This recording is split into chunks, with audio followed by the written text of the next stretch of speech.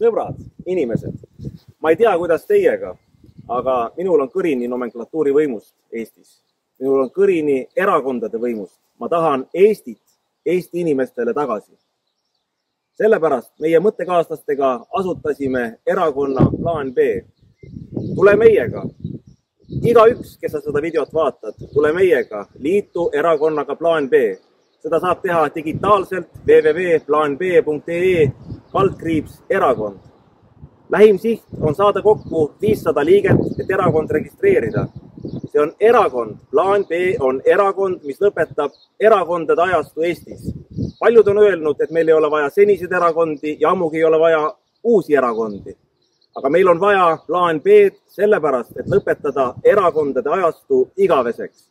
Meil on vaja anda tagasi võim Eesti inimestele, võtta see ära nomenklatuurilt, võtta see ära erakondadelt. Võim Eestis peab kuuluma Eesti inimestele ja selleks on meil vaja Eesti inimeste erakonda. See on Plaan B, kus ka sina saad olla osaline. Tule meiega. Meil on Eestile Plaan B.